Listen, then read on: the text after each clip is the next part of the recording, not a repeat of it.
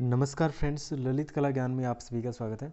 Friends, ये जो आपके सामने नज़र आ रहा है ये एनवीएस का पेपर है, नवोदय विद्यालय का, और ये 2019 के अंदर हुआ था। ठीक है, ये 2019 के अंदर हुआ था।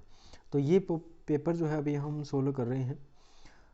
तो इसमें क्या था फ्रेंड्स, मैंने अभी जो एनवीएस का जो नया फॉर्मेट है, जैसे एग्ज़ाम जो है उसमें कितने क्वेश्चन किस पोर्शन से आएंगे, ड्राइंग के कितने क्वेश्चन आएंगे, उसी के अंदर किस चीज़ के क्वेश्चन आएंगे, और उसके अलावा हिंदी इंग्लिश वगैरह है, रीजनिंग के कितने क्वेश्चन आ रहे हैं, वो सारे जो हैं उनका मैंने एक वीडियो बना दिया है। और वो वीडियो जो है इस वीडियो के डिस्क्रिप्शन में लिंक दे दिया है, वहाँ से जाकर के आप देख सकते हो। ठीक है। और ये पहले जो ये 2019 में जो हुआ था, इसके अंदर सब्जेक्ट से रिलेटेड जो है हमें इसमें सब्जेक्ट के अलावा कुछ 20 क्वेश्चन इसमें एक्स्ट्रा मिलेंगे शायद। तो सब्जेक्ट को मिला करके जो सब्जेक्ट नॉलेज यहाँ पे लिखा हुआ है, ये देखिए यहाँ पे, इसके अंदर 100 क्वेश्चन माने जाते थे। ठीक है, 100 क्वेश्चन। अभी कितने हैं? अभी 80 क्वेश्चन आएंगे। अब जो एग्जाम होने वाला है, जो ड्राइंग का क्वेश्चन होने वाला है आर्ट का, वो है 30 नवंबर को। कब को है? 30 नवंबर को होने वाला है। 30 नवंबर 2022 को पेपर अभी होने वाला है। ठीक है फ्रेंड्स, इसके अंदर कितने क्वेश्चन आएंगे? 80 क्वेश्चन। लेकिन अभी जो सोल्व करा रहा हूँ इसके अंदर कितने क्वेश्चन है? 100 क्वेश्चन है। ठीक है, इस बात का आपको ध्यान रखना है। और 1/4 की नेगेटिव मार्किंग लगती है, ये बात मैं बार बार बोल रहा हूँ, आपको याद रखना है। जितने क्वेश्चन आ रहे हैं उतने ही कीजिए। अगर आप दो ऑप्शन में सस्पेंस रहते हो, जैसे ये क्वेश्चन है, इसके अंदर ये जलालुद्दीन खिलजी है, ये सही है, आपको लग रहा है अलाउद्दीन खिलजी होगा, जलालुद्दीन खिलजी होगा, ये दोनों तो हो ही नहीं सकते, तब आप इसमें जो है चांस ले सकते हो कि ये भी कर दें, ये भी कर दें। ये कर दे हो तो सही हो जाएगा, ये कर देते हो तो गलत हो जाएगा। तो अगर दो ऑप्शन पे आप पहुंच जाते हो तब आपको करना है, तब आपको रिस्क लेनी है। अदरवाइज आपको रिस्क नहीं लेनी है। आपको बिल्कुल भी नहीं आता है तो उस क्वेश्चन को आप छोड़ दीजिए, वरना क्या है कि आपकी जो नेगेटिव मार्किंग लगेगी, फिर आपके मार्क्स जो हैं वो बहुत ज़्यादा कम हो जाएंगे। ठीक है, तो ये इस खास बात का आपको ध्यान रखना है। इसके बाद में एक बात और, आज 25 तारीख को मैं वीडियो रिकॉर्ड कर रहा हूँ, 25 नवंबर 2022, और एडमिट कार्ड जो है वो आज जारी हो चुका है। उसका वीडियो भी मैंने यहाँ पे डाला हुआ है, और उस वीडियो के माध्यम से आप देख सकते हो एडमिट कार्ड जो आप अपना कैसे डाउनलोड कर सकते हो। ठीक है फ्रेंड्स, अब देखिए 5 दिन पहले एडमिट कार्ड दिया है, 5 दिन पहले। 28 तारीख को एग्ज़ाम शुरू हो रहा है वैसे तो, और उनका देखें तो उनका 3-4 दिन हो गया, और हमारा देखें 30 तारीख को एग्ज़ाम है ड्राइंग का, और उससे पहले ये 5 दिन पहले एडमिट कार्ड जो है वो जारी हुआ है। उससे पहले सीटी अलॉटमेंट उन्होंने कर दिया था, सीटी जो है वो बता दी थी, लेकिन अभी आज जो है 5 दिन पहले एडमिट कार्ड दे दिया गया है। अब देखिए क्वेश्चन पे चलते हैं। हमारा पहला क्वेश्चन है, हाँ एक बात और कि इसके अंदर 100 क्वेश्चन है, तो पहला पार्ट जो है देखूंगा मैं टाइम के हिसाब से। अगर ज़्यादा टाइम लग रहा है तो हम इसके 2-3 पार्ट बना देंगे वीडियो के, हो सकता है 2 पार्ट बनाऊं, तो वो बाद में डिसाइड होगा। ठीक है, तो इस बात का आपको ध्यान रखना है। और हाँ, एक चीज़ और, इसके अंदर हम ज़्यादा से ज़्यादा जो चीज़ें हैं एब्जॉर्व करने की कोशिश करेंगे, ऑप्शन को रिलेटेड। ऑप्शन पे जाकर के हम कई सारी जो है वो चीज़ें देखेंगे, समझेंगे। ठीक है, तो थोड़ा सा इस बात का आपको ध्यान रखना है। देखिए, खिलजी राजवंश के जनक कौन थे, यहाँ पे पूछा गया है। तो फ्रेंड्स, जलालुद्दीन खिलजी है। यहाँ पे जो ग्रीन टिक किया है इन्होंने वो सही है, सीधा बता दूं मैं आपको। जलालुद्दीन खिलजी जो है वो खिलजी राजवंश के जनक थे, जनक माने जाते हैं। ये अलाउद्दीन खिलजी तो बहुत बाद का है, उससे पहले जलालुद्दीन खिलजी था। ठीक है फ्रेंड्स, अब देखिए इसके बाद में देखिए 2 नंबर क्वेश्चन क्या है। अशोक के पोते दशरथ ने इनमें से किस गुफा का निर्माण करवाया था? अशोक के पोते दशरथ ने लोमस ऋषि, बादामी, गोपिका, सीतामढ़ी। फ्रेंड्स, आपको अगर याद है तो हम देखते हैं मौर्यकालीन गुफा कौन सी है। पहली बात ये कि अशोक कौन है? मौर्यकालीन, तो ये पोता होगा दशरथ, ये भी मौर्य काल से रिलेटेड होगी। ठीक है, और मौर्य काल की खास विशेषता क्या थी? ओपदार पॉलिश, यानी कि जो चमक की जाती है पत्थरों के ऊपर, वो पॉलिश जो है वो इसकी खास विशेषता थी, पॉलिश। ठीक है फ्रेंड्स, तो जो मौर्यकालीन गुफाएं हैं वो कौन सी है? उदयगिरी और खंडगिरी। आपको पता है उदयगिरी जो गुफा है वो कहाँ पे पड़ती है? उदयगिरी गुफाएं। अब इसके अंदर, सॉरी फ्रेंड्स, वो नहीं है, इसमें क्या है, बराबर, हाँ बराबर की पहाड़ी है और नागार्जुनी पहाड़ी है। बराबर और नागार्जुनी, ये दोनों क्या हैं?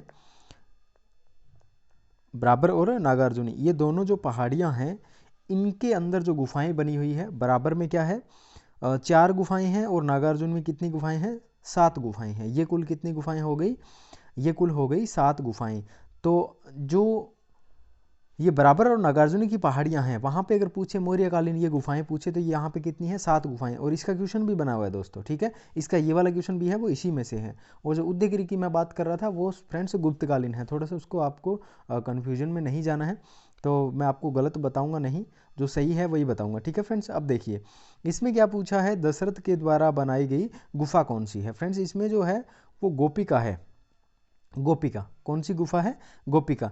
तो यहाँ पे जो कुल 7 गुफाएं हैं उनके नाम मैं आपको बता देता हूँ। अब देखिए जो बराबर की गुफाएं हैं वहाँ पे कुल 4 गुफाएं हैं। तो इससे पहले मैं आपको बता दूं फ्रेंड्स कि ये जो गुफाएं हैं वो मौर्यकालीन है, ये मैंने बता दिया है। और इसकी जो लोकेशन है फ्रेंड्स वो है बिहार के अंदर। कहाँ पे पड़ती है, बिहार। बिहार का जहानाबाद नाम का एक ज़िला है, उस बिहार राज्य के अंदर पड़ती है, जिसके अंदर जहानाबाद करके कोई ज़िला है, जहानाबाद क्या है, जहानाबाद करके कोई ज़िला है, उसके अंदर पड़ती है, बिहार के अंदर, ठीक है फ्रेंड्स, याद रखना। यहाँ पे कुल 4 गुफाएं हैं बराबर के अंदर, जिसका नाम है कर्ण चौपड़। पहली गुफा है जिसका नाम है कर्ण चौपड़, क्या नाम है, कर्ण चौपड़। तो फ्रेंड्स वही मैं कह रहा हूँ कि ये जो क्वेश्चन है उससे रिलेटेड जो एक्स्ट्रा ज्ञान है वो मैं आपको बताने की कोशिश करूँगा, और इस पे आपको खास तौर पे ध्यान देना है। यही हमसे क्वेश्चन जो है वो कर लेते हैं, हो सकता है यही क्वेश्चन आगे अब की बार भी आ जाए आपके। तो पहली गुफा का क्या नाम है, कर्ण चौपड़। दूसरी गुफा है जिसका नाम है लोमस ऋषि, ये दिख रही है ना, ये यहाँ पे लिखा हुआ, ये 2 नंबर गुफा है इसके अंदर। दूसरी गुफा लोमस ऋषि है। तीसरी गुफा है जिसका नाम है सुदामा गुफा। तीसरी गुफा का क्या नाम है, सुदामा गुफा, ये 3 नंबर गुफा है। उसके अलावा चौथी गुफा है जिस गुफा का नाम है विश्वकर्मा। क्या नाम है, विश्वकर्मा। ये चौथी गुफा है जिस गुफा का नाम है विश्वकर्मा। इसके अंदर ये जो सुदामा गुफा है ये सबसे प्राचीन मानी जाती है।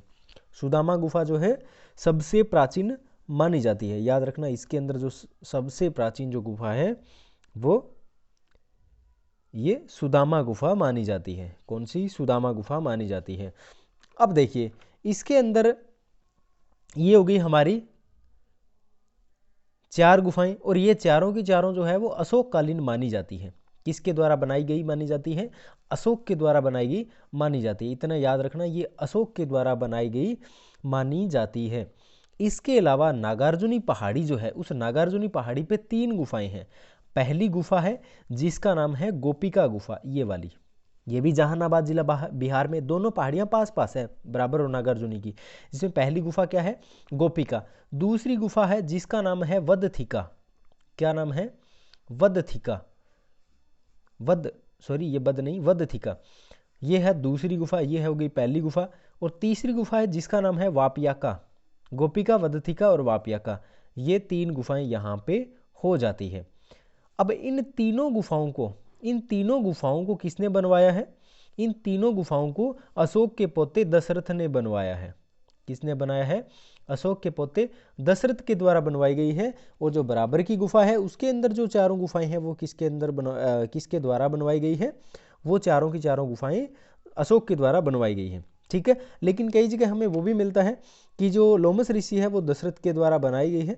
लेकिन इसमें क्या है, हमारा जो ये क्वेश्चन जो है इसके अंदर गोपिका सही माना है, क्योंकि एक्चुअल में जो है ये तीनों, गोपिका, वापियाका, वदथिका, ये तीनों जो गुफाएं हैं ये दशरथ के द्वारा ही बनाई गई हैं, ठीक है। इसके अलावा एक बात आपको और याद रखनी है कि जो लोमस ऋषि गुफा है इसके ऊपर भी एक बात बनती है कि ये जो लोमस ऋषि गुफा है, मौर्यकालीन गुफा, इस गुफा का जो दरवाजा है फ्रेंड्स, यानी कि इस गुफा का जो एंट्रेंस द्वार है, प्रवेश द्वार है, जहाँ पे एंटर करते हैं तो वो कुछ इस तरीके का आर्क इसका बना हुआ है, इस तरीके का, ठीक है फ्रेंड्स।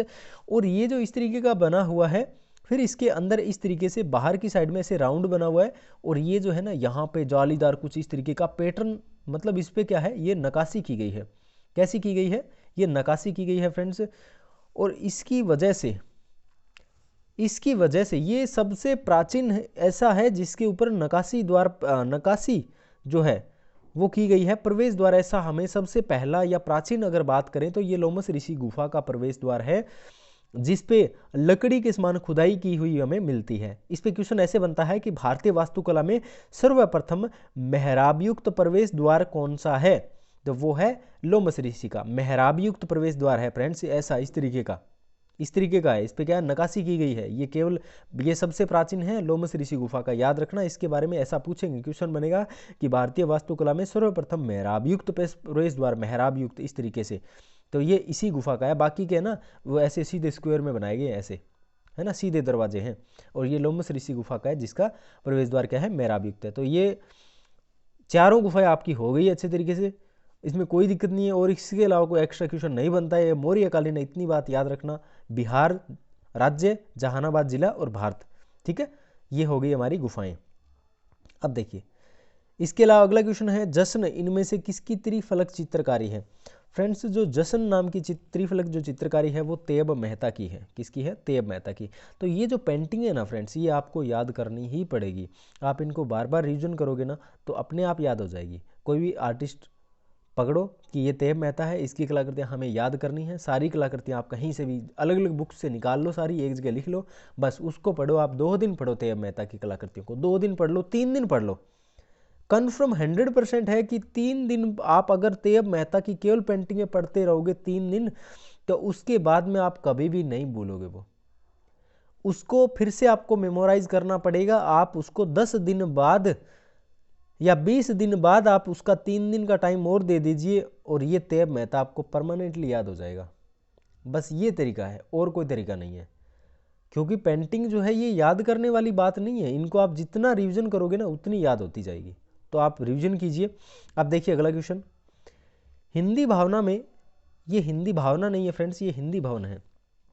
हिंदी भवन है जो शांति निकेतन में पड़ता है। हिंदी भवन कहाँ पे, शांति निकेतन में, पश्चिम बंगाल, शांति निकेतन। मध्यकालीन संतों का जीवन, ये चित्र किसके द्वारा बनाया गया है, भित्ति चित्र। तो इसमें से भित्ति चित्र कौन बनाता था, विनोद बिहारी मुखर्जी। सतीश गुजराल भी बनाता था लेकिन इसने ये नहीं बनाया है। मध्यकालीन जो संतों का जीवन है उसके ऊपर चित्राकृति बनाने वाले कौन थे, विनोद बिहारी मुखर्जी। ये एक ऐसे कलाकार हैं जो अंधे हो गए थे, फिर भी इन्होंने भित्ति चित्रकारिता की है। और इनके ऊपर सत्यजीत रे के द्वारा इन्नर आई नाम की एक मूवी भी बनाई गई है। इन्नर आई नाम की एक मूवी भी बनाई गई है। किसके द्वारा, सत्यजीत रे के द्वारा। सत्यजीत रे के द्वारा इन्नर आई नाम की मूवी बनाई गई है हिंदी भवन के अंदर। याद रखना, मध्यकालीन संतों का जीवन है विनोद बिहारी मुखर्जी के द्वारा ये भित्ति चित्र बनाया गया है। इन्हीं विनोद बिहारी मुखर्जी के ऊपर सत्यजीत रे के द्वारा मूवी बनाई गई जिसका टाइटल था इन्नर आई। बस ये बात याद रखना, ये क्वेश्चन आपका आ जाएगा। अब देखते हैं अगला क्वेश्चन, इनमें से किस कलाकार ने घाव की लुगदी प्रिंट श्रृंखला पर काम किया था। घाव श्रृंखला की बात करें फ्रेंड्स, इसको और भी एक नाम और भी बोलते हैं, इसको बोलते हैं वुंडस, WOUNDS, वुंडस बोलते हैं। वुंडस का मतलब होता है घाव। हिंदी में भी हमें कई बार ऐसे दिया हुआ मिलता है हमें।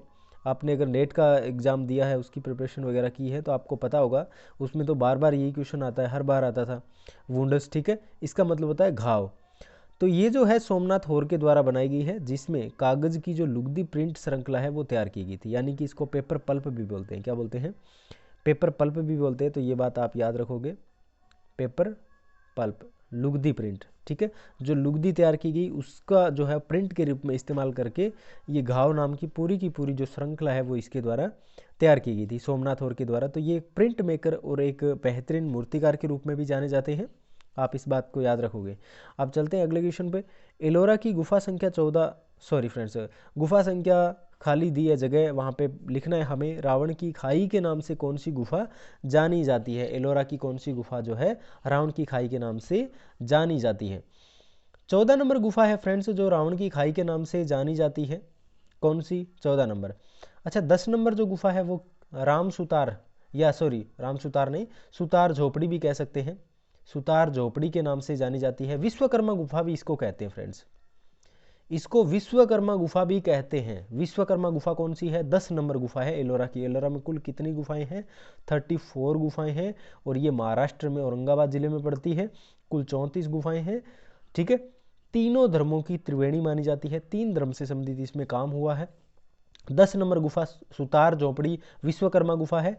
16 नंबर गुफा है वो कैलाशनाथ, कैलाश गुफा, कैलाश मंदिर के नाम से जानी जाती है, कैलाश मंदिर के नाम से जानी जाती है। 20 का इतना कोई बड़ा परचम नहीं है। तो ये हो गया इस तरीके से। हमें कौन सा पूछा है, रावण की खाई, ठीक है। तो याद रखना इस तरीके के क्वेश्चन जो है हमें देखने को मिलते हैं।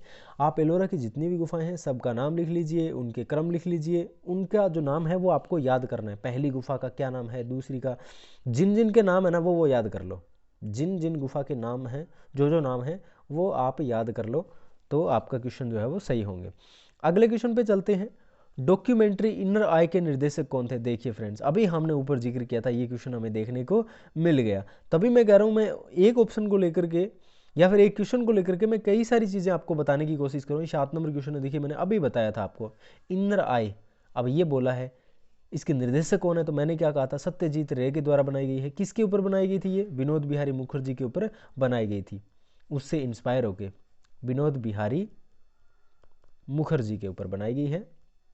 ठीक है, तो ये क्वेश्चन हमें देखने को मिल गया है। अच्छा, ये जो है भित्ति चित्रकार के रूप में प्रसिद्ध है। क्वेश्चन ऐसे बन सकता है, विनोद बिहारी मुखर्जी किस रूप में प्रसिद्ध है, तो ये भित्ति चित्रकारिता के रूप में ज़्यादा प्रसिद्ध है। इसके ऊपर ये डॉक्यूमेंट्री फिल्म तैयार की थी सत्यजीत रे ने विनोद बिहारी मुखर्जी पे, जिसका टाइटल था इनर आई। ठीक है, तो ये क्वेश्चन हमें देखने को मिल गया। अगले क्वेश्चन पे चलते हैं। हरिश्चंद्र को किसने चित्रित किया था? आपको पता है हरिश्चंद्र को चित्रित करने वाले कौन थे? राजा रवि वर्मा। ये महाभारत वगैरह है, ये उस कालीन जो पौराणिक जो चित्र किए हैं, यानी कि वेस्टर्न टेक्निक का इस्तेमाल करके भारतीय थीम को या भारतीय पौराणिक कथाओं के चित्रों को चित्रित करने वाले चित्रकार कौन है, तो वो है राजा रवि वर्मा। ऐसे भारतीय पहले चित्रकार हैं जो बहुत प्रसिद्धि हासिल की थी तेल चित्र के अंदर। तो ये कैसी चित्रकारिता करते हैं? तेल चित्र बनाते थे फ्रेंड्स। एक बात और याद रखना, ये कोई भी कला संस्था, कोई भी इंस्टीट्यूट से जुड़े हुए नहीं है। आपको इसमें कोई भी बंगाल शैली है, कोई भी आर्ट मूवमेंट है, उससे आपको इसको नहीं जोड़ना है। कोई भी कला स्कूल से ये जुड़े हुए नहीं थे। ठीक है, और ये सबसे पहले तेल चित्रकारी के रूप में इसने प्रसिद्धि प्राप्त की थी। और इसकी टेक्निक थी, तेल चित्र कौन सी है? वेस्टर्न की है। तो ये वेस्टर्न टेक्निक में काम करते हैं, लेकिन जो टेक्निक तो वेस्टर्न है, लेकिन थीम क्या है? थीम भारतीय है, पौराणिक कथाएं हैं, महाभारत कालीन वगैरह वगैरह, ये कथाएं वगैरह इन्होंने चित्रित किया था। और राजा हरिश्चंद्र को चित्रित किसने किया था? राजा रवि वर्मा ने। अगले क्वेश्चन पे चलते हैं। इनमें से किस कलाकार ने शिकागो के मिलेनियम पार्क में प्रख्यात मूर्ति क्लाउड गेट बनाई थी? फ्रेंड्स, क्लाउड गेट जो है ये अनीस कपूर के द्वारा बनाई गई मूर्ति शिल्प है। ये ब्रिटिश भारतीय मूर्तिकार के रूप में प्रसिद्ध है। क्लाउड गेट इनकी बहुत प्रसिद्ध कृति है और इसके बारे में कई बार क्वेश्चन बनता है फ्रेंड्स। क्लाउड गेट है। टर्निंग वर्ल्ड अपसाइड डाउन नाम की कृति भी इसके द्वारा बनाई गई है। धातु शिल्प बनाते हैं। कैसी शिल्प बनाते हैं? ये धातु शिल्प बनाते हैं। इसके बारे में कई बार हमसे पूछ लेते हैं। ये धातु शिल्प बनाते हैं, धातु के शिल्प हैं, धातु शिल्प। ठीक है, स्टील का, स्टील धातु है। कौन सी है? स्टील धातु है, स्टेनलेस स्टील है ना, स्टील की धातु। ठीक है, धातु शिल्प बनाते हैं। टर्निंग वर्ल्ड अपसाइड डाउन इसका एक और भी कृति है, turning world upside down, turning world upside down, turning world upside down, cloud gate, Chicago के मिलेनियम पार्क में। ठीक है, शिकागो कहाँ पे है? शिकागो कहाँ पे है? आप बताइए, शिकागो कहाँ पे है? एक्चुअल में ये नेट के अंदर ये क्वेश्चन आया था। आप सबको पता है कि क्लाउड गेट, लेकिन लगभग लोगों को नहीं पता था। फिर भी कई लोगों को पता था कि क्लाउड गेट जो है अनीस कपूर की कृति है, शिकागो के मिलेनियम पार्क में रट रखा है भयंकर तरीके से। लेकिन वो पूछते हैं शिकागो कहाँ पे है। जो क्लाउड गेट अनीस कपूर के द्वारा जो कृति बनाई गई थी शिकागो के अंदर है, लेकिन वो शिकागो कहाँ पे है, ऐसा पूछ लिया था। तो ये छोटी छोटी चीज़ें आपको याद रखना है। ठीक है, टर्निंग वर्ल्ड अपसाइड डाउन। उसके अलावा स्काई मिरर नाम की कृति भी इनके द्वारा बनाई गई है, स्काई मिरर। ठीक है, स्काई मिरर नाम की कृति भी बनाई गई है। अच्छा, इसके अलावा लेविथान नाम की एक कृति इनके द्वारा बनाई गई है, लेविथान, स्काई मिरर, लेविथान। इसके अलावा टेमिनोस नाम की एक कृति भी इनके द्वारा बनाई गई है, Temenos. Leviathan, Temenos, Sky Mirror, Turning world upside Down. उसके अलावा आर्सेलर मित्तल ऑर्बिट नाम की एक कृति है जो इसके द्वारा बनाई गई है, आर्सेलर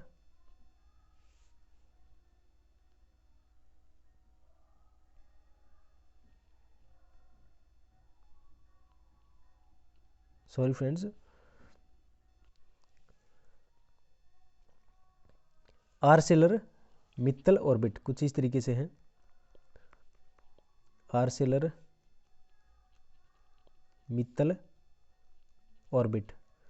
तो ये कुछ इस तरीके की कृति है जो इनके द्वारा बनाई गई है। ठीक है, क्लाउड गेट है, स्काई मिरर है, लेविथान है, आर्सेलर मित्तल ऑर्बिट है, टेमिनोस है, turning world the upside down है।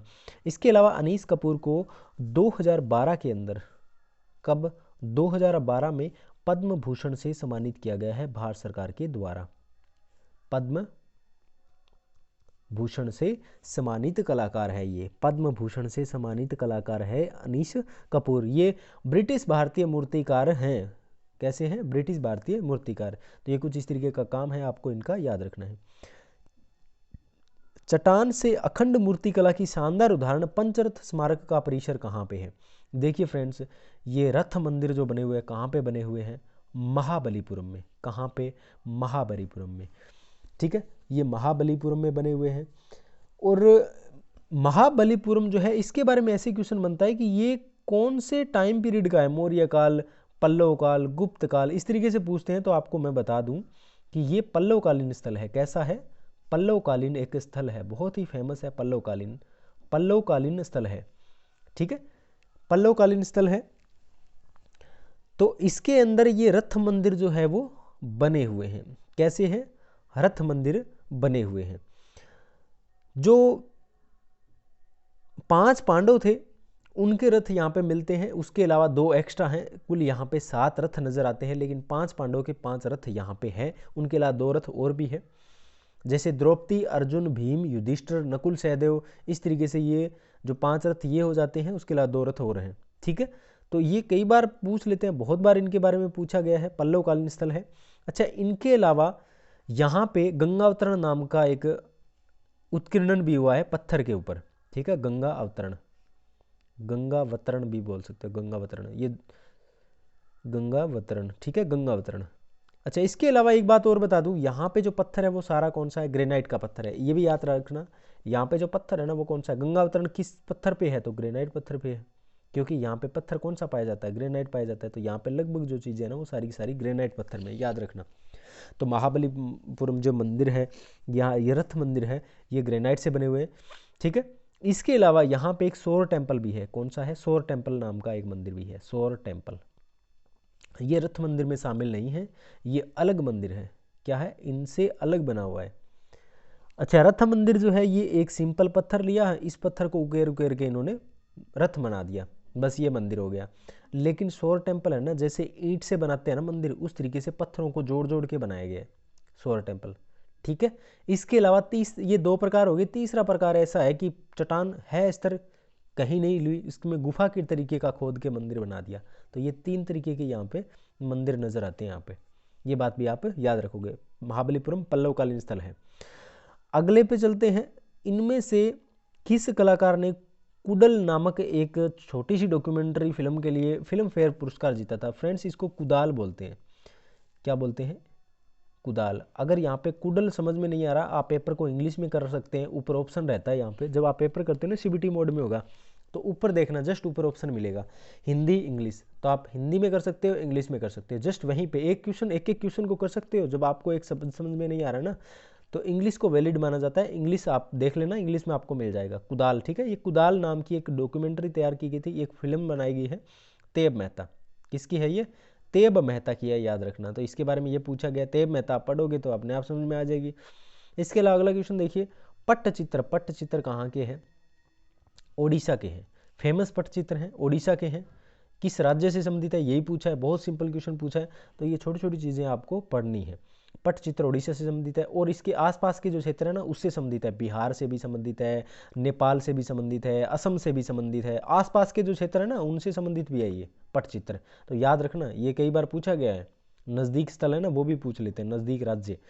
तो ये मुख्य रूप से ओडिशा से संबंधित है। अगले क्वेश्चन पे चलते हैं, पल्ला चित्रकारी।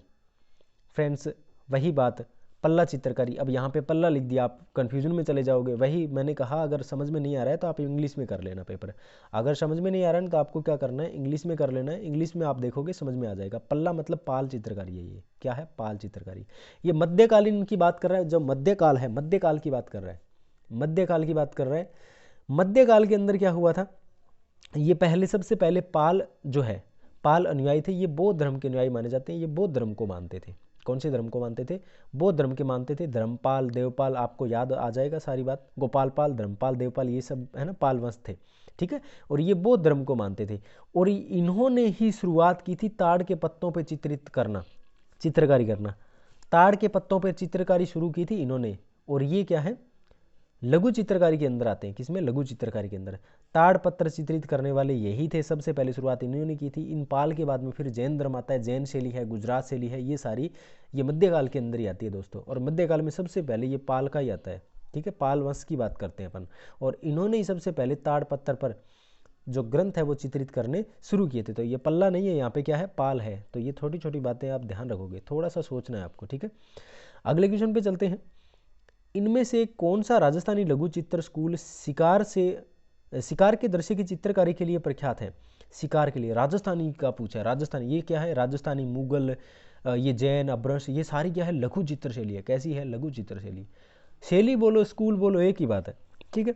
शिकार से संबंधित दृश्य पूछा है, कहाँ पे बने सबसे ज्यादा? हमें पता है कोटा है। अब देखो यहाँ पे क्या लिखा है, कोटा है, कंफ्यूजन में नहीं जाना है, क्या है, कोटा। हमें पता है कोटा है, क्योंकि मैं राजस्थान से हूँ, मुझे पता है प्रॉपरली इसका नाम क्या है, कोटा, KOTA। इंग्लिश में करके देखोगे तो भी कोटा मिलेगा, यहाँ पे क्या लिख दिया, कोटा है। तो आप कन्फ्यूजन में नहीं जाना है, क्या है, कोटा लघु चित्र स्कूल है। कोटा शैली के अंदर हमें शिकार दृश्य जो है वो हमें देखने को मिलते हैं। कोटा शैली के अंदर शिकार दृश्य देखने को मिलते हैं। तो स्पेशली राजस्थानी शैली से भी क्वेश्चन आया है। अगले क्वेश्चन पे चलते हैं। भारतीय संसद की इमारत को डिजाइन करने वाला वास्तुकार कौन था? देखिए, चंडीगढ़ का डिजाइन करने वाला कौन था? ली कार्बूजियर। ये जो था ना, ली कार्बूजियर नाम है इसका। ये चंडीगढ़ का वास्तुकार था। चंडीगढ़ का डिजाइन इसने किया था। चंडीगढ़ के अंदर जो कैपिटल कॉम्प्लेक्स है ये इसी ने बनाया है, इसी ने डिजाइन किया है। अच्छा, चंडीगढ़ के अंदर रॉक गार्डन है, वो नेकचंद सैनी के द्वारा बनाया गया। नेकचंद नाम का था, उसके द्वारा बनाया गया था चंडीगढ़ के अंदर। अच्छा, वो होगी चंडीगढ़ की बातें। अब बोल रहा है संसद के बारे में, ये छोटी छोटी बातें पूछता है। संसद का डिजाइन किसने किया है? अच्छा, उसके अलावा भारत भवन भोपाल, इसके बारे में पूछ लेंगे, बनाने में किसने सहयोग किया था। अच्छा, उसके अलावा ताजमहल को किसने बनाया था, ये पूछ लेंगे। हुमायूं का मकबरा को डिजाइन करने वाले कौन थे, वो पूछ लेंगे। ये चीज़ें आपसे पूछ सकते हैं, ठीक है। अच्छा, इसके अलावा JK जवाहर कला केंद्र जो है, जवाहर कला केंद्र वो है जयपुर के अंदर। जवाहर कला केंद्र किसके द्वारा बनाया गया था, कब बनाया गया था, ये चीज़ें पूछ लेते हैं। तो ये किस में कौन है? सर हर्बर्ट बेकर और सर एडविन लुटियन है। सर हर्बर्ट बेकर और एडविन लुटियन, इनके द्वारा ये डिजाइन किया गया था भारतीय संसद। अगले क्वेश्चन पे चलते हैं। कंपनी स्कूल के चित्रकार सेवक राम का चित्रकारी का विषय क्या था? देखिए फ्रेंड्स, ये कंपनी शैली के चित्रकार जो थे उनके बारे में स्पेशली पूछ लिया है। और ऐसा भी पूछ सकते हैं, निम्न में से कौन से कलाकार कंपनी शैली से संबंधित है, या फिर सेवक राम कौन सी शैली से संबंधित कलाकार था, ठीक है। अब की बार ऐसा क्वेश्चन दे सकते हैं, कैसे भी दे सकते हैं। तो सेवक राम के बारे में ये पूछा है, तो ये त्योहार और समारोह की चित्रकारी करता था। कैसी चित्रकारी करता था? त्योहार और समारोह की चित्रकारी करता था। अगला क्वेश्चन देखिए, अजंता के बारे में तो डेफिनेटली कोई भी पेपर हो ड्राइंग का, उसमें क्वेश्चन आता ही आता है। इसमें क्वेश्चन क्या बोला है? क्वेश्चन में बोला है कि अजंता की गुफाओं के परिसर में जो 30 गुफाएं, कितनी गुफाएं हैं? 30 गुफाएं। देखो 30 गुफाएं हैं, इनमें से 5 गुफाएं हैं। कितनी गुफाएं हैं? 5 गुफाएं, जो है चैत्य। कैसी है? चैत्य, जिसको बोलते हैं प्रार्थना हॉल। तो चैत्य है, 5 गुफाएं हैं। अब वो 5 गुफाएं कौन सी है, चैत्य गुफाएं, वो बतानी है 30 में से, ठीक है। ये क्या है? 2 नंबर ऑप्शन है। ये आप कई बार क्या होता है, ये कंफ्यूजन में चले जाते हैं। ये 2 नंबर ऑप्शन है, इसको आप एक बार ग्रीन कर देते हैं। ये देखो, अब देखो 9, 10, 19, 26 और 29 नंबर गुफा, ये क्या है? ये चैत्य गुफाएं हैं। 9, 10, 19, 26 और 29 गुफा। कई बार इसको ऐसे भी बोलते हैं 30वीं गुफा। क्या बोलते हैं? 30वीं गुफा, ऐसे भी बोल सकते हैं इसको, 30वीं गुफा, ठीक है। 30वीं गुफा, ये 30वीं गुफा है, लेकिन 30 नंबर नहीं है। ये 30वीं गुफा है, लेकिन 30 नंबर गुफा नहीं है, क्योंकि 14 और 15 नंबर गुफा के बीच में 15A नाम की गुफा भी दे दी गई है। एक गुफा और मिली थी नई पहले, 15A नाम की गुफा है, ये बीच में 14 और 15 के बीच में। अब यहाँ से काउंट करेंगे ना, 14, फिर ये 15, फिर ये 16 नंबर पे आएगी, ऐसे करके ये 30 नंबर पे गुफा आ जाती है। तो इसको ऐसे भी बोल सकते हैं 30वीं गुफा, लेकिन नंबर अगर एक्चुअल में देखें तो वो 29 नंबर है, ठीक है। 29 नंबर गुफा है। ये स्टार्टिंग में 29 गुफाएं होती थी, लेकिन बाद में ये खोज की ये और मिल गई थी बीच में 15A नाम की गुफा। तो 9, 10, 19, 26 और 29 ये 5 गुफाएं जो है क्या है? चैत्य गुफाएं हैं अजंता के अंदर। अच्छा, इसके अलावा अजंता में कौन सी गुफाओं में चित्र नजर आते हैं? कुल गुफाएं कितनी होगी? 30। कितनी गुफाओं में चित्र हैं? 6 गुफाओं में। कौन कौन सी? 1 2 9 10, ये जो है ना 9 10 वाली गुफा, ये रही 9 10, इसमें चित्र मिलते हैं हमें देखने को। 1 2 9 10, उसके अलावा 16 17, 1 2 9 10 और 16 17, ये 6 गुफाएं जिनमें चित्र देखने को मिलते हैं। इनमें से यहाँ से 1 2 से स्टार्ट करेंगे तो चित्र मिलेंगे, 9 10 से स्टार्ट करेंगे तो हमें क्या मिलेगी? चैत्य गुफाएं। जैसे 9 10 19 26 और 19, ये क्रम याद कर लोगे तो ये क्या है? चैत्य का क्रम है। लेकिन 1 2 9 10 बीच में रखना है, 1 2 9 10 16 17, ये एक एक ग्रुप बनता जाता है 2 2 का, 1 2 9 10 16 17, ये क्या है? इसमें चित्र नजर आते हैं। सबसे ज्यादा चित्रित गुफा है वो है 17 नंबर, 17 नंबर गुफा में सबसे ज्यादा चित्र है।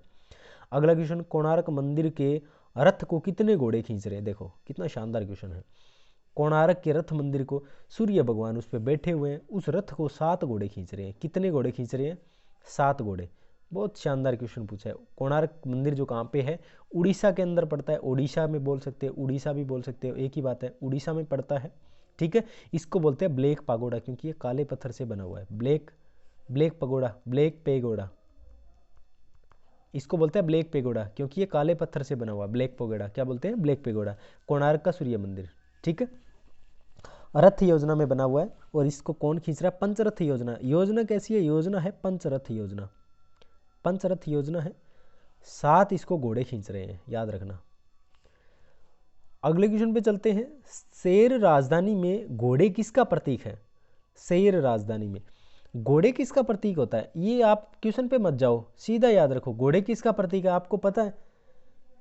घोड़े चित्रित करने का मतलब है राज्य का विस्तार दिखा रहे हैं। ये आपने कहीं ना कहीं पढ़ा होगा। घोड़े क्या दिखाते हैं हमें? राज्य का विस्तार दिखाते हैं।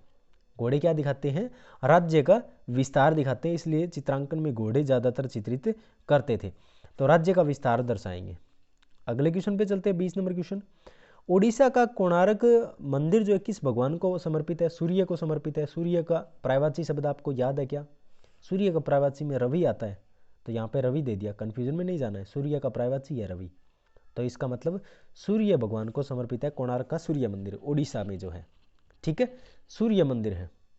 ये देखो इस तरीके से। तो आप पर्यायवाची शब्द वगैरह ये सारी की सारी छोटी मोटी चीज़ें जो आप याद किया करो अच्छे से, क्योंकि इसमें क्या है, हमें हिंदी, इंग्लिश और रीजनल लैंग्वेज इन तीनों के अंदर 40% लेके आने हैं। और इनके 10 क्वेश्चन आएंगे, उनमें से हमें चार हिंदी के, 4 इंग्लिश के, 4 रीजनल लैंग्वेज के कम से कम है ये क्वेश्चन सही करने पड़ेंगे। अदरवाइज हमारी जो है, चाहे आप सब्जेक्ट में कितने ही सही कर देना, कोई फ़र्क नहीं पड़ेगा। अगर 40+ सही हो रहे हैं हिंदी, इंग्लिश और रीजनल लैंग्वेज में, तब आपका पास मार्किंग आपको मिलेगी। पास मार्किंग है वो, ठीक है। तो ये अभी इसी क्लास में इतना ही, क्योंकि वीडियो जो है ज़्यादा लंबा हो जाएगा। इसके बाद में जो है वो दूसरा पार्ट हम बना देंगे। और इसके साथ ही गाइस मैं आपको बता दूं, अगर आप हमारे चैनल पे नए हो तो प्लीज़ हमारे चैनल को सब्सक्राइब कर लीजिए ऐसे ही और वीडियोस देखने के लिए, ठीक है। और एनविस के एग्ज़ाम से पहले ये जो है 100 क्वेश्चन जो हमको आपको कंप्लीट करवाऊँगा अच्छे तरीके से। और आप अच्छे से पढ़िए, अच्छे से तैयारी कीजिए, आपका 30 तारीख को एग्ज़ाम है, ठीक है। तो मिलते हैं सेकंड पार्ट के अंदर।